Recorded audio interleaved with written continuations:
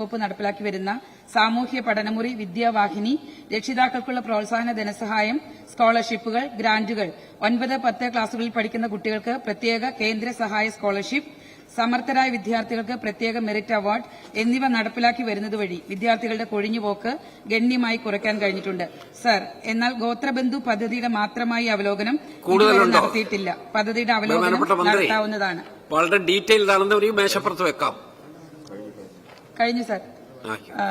A പിരിവിനുള്ള മറുപടിയുടെ അടിസ്ഥാനത്തിൽ അവസാനത്തെ ചോദ്യം ബാധകമല്ല എന്നുകൂടി അറിയിക്കുന്നു.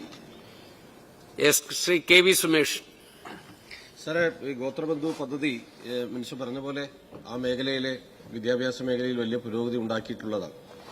ഇതിന് കേന്ദ്ര ഗവൺമെന്റിന്റെ ഒരു സഹായം നമുക്ക് ഈ മേഖലയിൽ ലഭ്യമായി കൊണ്ടിരുന്നതാണ്. അവര് ഇപ്പോൾ അത് തരുന്നുണ്ടോ, എന്താണ് സ്ഥിതി എന്ന് പറയാം. ബഹുമാനപ്പെട്ട മന്ത്രി. ബഹുമാനപ്പെട്ട അംഗം ഉന്നയിച്ച ചോദ്യം പരിശോധിച്ച് മറുപടി പറയുന്നതാണ്. Second question.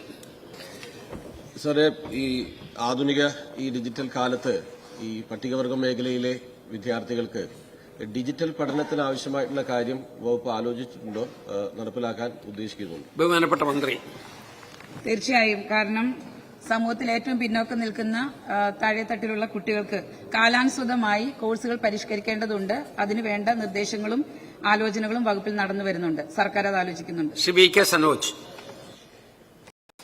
സാർ, ഈ ഗോത്രബന്ധു അധ്യാപകർക്ക് കൃത്യമായ സേവന വേതന വ്യവസ്ഥകൾ ഉറപ്പാക്കാനോ അവരെ സ്ഥിരപ്പെടുത്താനുള്ള ആലോചന സർക്കാരിന്റെ ഭാഗത്തുണ്ടോ? ബഹുമാനപ്പെട്ട മന്ത്രി. സർ, ഗോത്രബന്ധു പദ്ധതി പ്രകാരമുള്ള തിരഞ്ഞെടുക്കുന്നത് സർക്കാർ ഉത്തരവ് പ്രകാരം താൽക്കാലികമായിട്ടാണ്. ഒരു അധ്യയന വർഷത്തിലെ 10 മാസത്തേക്ക് മാത്രമാണ് അവരുടെ സേവനം സർക്കാർ ഉറപ്പുവരുത്തുന്നത്. ശ്രീ എ പ്രഭാകരൻ. സർ, ഈ പോസ്റ്റ് മെട്രിക് ഹോസ്റ്റലുകളിൽ നിന്നും ധാരാളം കുട്ടികൾ കൊഴിഞ്ഞു പോകുന്നുണ്ട്. അവരുടെ പഠനകാര്യങ്ങൾ ശ്രദ്ധിക്കുവാൻ ട്യൂട്ടർമാരെ നിയമിച്ചാൽ കുറച്ച് കൊഴിഞ്ഞുപോക്ക് തടയാൻ കഴിയും. അതോടൊപ്പം അവർക്ക് PSC പരിശീലനം, സ്പോക്കൺ ഇംഗ്ലീഷ് ക്ലാസുകളൊക്കെ സംഘടിപ്പിക്കാൻ സർക്കാർ തയ്യാറാകുമോ എന്നാണ് എന്റെ ചോദ്യം. ബഹുമാനപ്പെട്ട മന്ത്രി. സർ, നമ്മുടെ കുട്ടികളുടെ കൊഴിഞ്ഞുപോക്ക് തടയുന്നതിന് വേണ്ടി വകുപ്പ് സാമൂഹ്യ പഠനമുറി, വിദ്യാവാഹിനി, അതുപോലെ തന്നെ രക്ഷിതാക്കൾക്കുള്ള പ്രോത്സാഹന ധനസഹായം, സ്കോളർഷിപ്പുകൾ, ഗ്രാന്റുകൾ, പ്രത്യേക സ്കോളർഷിപ്പുകൾ, അതുപോലെ സമർത്ഥരായ വിദ്യാർത്ഥികൾക്ക് പ്രത്യേക പ്രോത്സാഹനം എന്നിവ നിലവിൽ നടത്തി വരുന്നുണ്ട്. ബഹുമാനപ്പെട്ട അംഗം പറഞ്ഞ കാര്യം പരിശോധിക്കാവുന്നതാണ്. ശ്രീ സി രവീന്ദ്രനാഥ്. സർ, പട്ടികവർഗ വിഭാഗത്തിലുള്ളവര് സാംസ്കാരികമായി പലപ്പോഴും ചൂഷണം ചെയ്യപ്പെടുകയാണ്.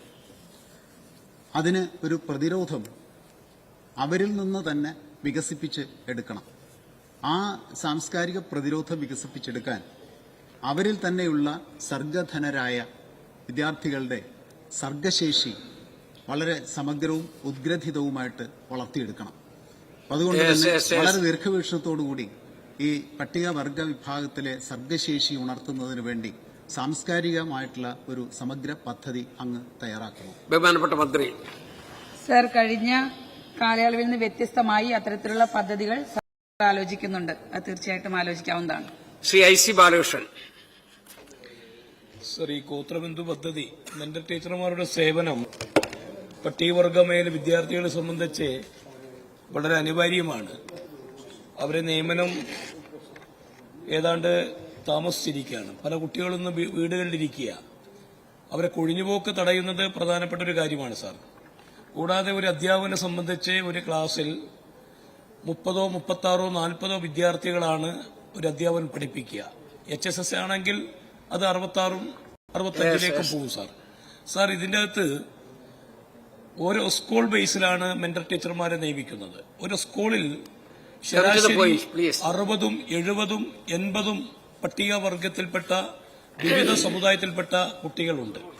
സാർ, ഒരു അധ്യാപന അത് അവരെ കൃത്യമായി കൂട്ടി യോജിപ്പിച്ച് നമ്മൾ ഉദ്ദേശിച്ച ലക്ഷ്യത്തിലേക്ക് എത്തിക്കാൻ കഴിയുന്നില്ല. അതുകൊണ്ട് മെന്റർ ടീച്ചർമാരുടെ എണ്ണം ക്വാളിഫിക്കേഷൻ അനുസരിച്ച് വർദ്ധിപ്പിച്ചുകൊണ്ട് ഒരു പ്രത്യേക സംവിധാനം ഗവൺമെന്റ് ആലോചിക്കുമോ? ബഹുമാനപ്പെട്ട മന്ത്രി. സർ, ഒരു അധ്യയന വർഷം തുടങ്ങുമ്പോൾ 6ാമത്തെ പ്രവൃത്തി ദിനത്തിന് ശേഷമാണ് നമുക്ക് കൃത്യമായി ഓരോ സ്കൂളുകളിൽ നിന്നും കുട്ടികളുമായിട്ട് ബന്ധപ്പെട്ട വിവരം ലഭ്യമാക്കി ശേഖരിച്ചെടുക്കാനായിട്ട് സാധിക്കുക. അപ്പൊ അതിനുശേഷമാണ് മറ്റ് കാര്യങ്ങൾ. കഴിഞ്ഞ വർഷങ്ങളിൽ താൽക്കാലിക നിയമനമായിരുന്നിട്ട് കൂടി ഓരോ വർഷവും ഇന്റർവ്യൂ ചെയ്ത് വിജ്ഞാപനം ചെയ്ത് ഇന്റർവ്യൂ ചെയ്ത് എടുക്കുന്നതിന് പകരം ഓരോ വർഷവും അത് റിന്യൂവൽ ചെയ്ത് നടത്തുകയാണ് ഉണ്ടായത്. അത് ഈ സർക്കാർ അധികാരത്തിൽ വന്നതിന് ശേഷം തീർച്ചയായിട്ടും ക്രമവിരുദ്ധമായി നടക്കുന്നുണ്ടെങ്കിൽ അതിനെ നിയമവിധേയമായിട്ട് നമുക്ക് നടത്തുക എന്നുള്ളതാണ് നമ്മുടെ ഉത്തരവാദിത്വം. അത് തിരിച്ചറിഞ്ഞുകൊണ്ടാണ് 6ാം പ്രവൃത്തി ദിനത്തിന് ശേഷം സ്കൂളിൽ നിന്ന് ശേഖരം നടത്തുകയും അതിന്റെ അടിസ്ഥാനത്തിൽ വകുപ്പ് വിജ്ഞാപനം ജില്ലാ 5-ന് എഴുത്തുപരി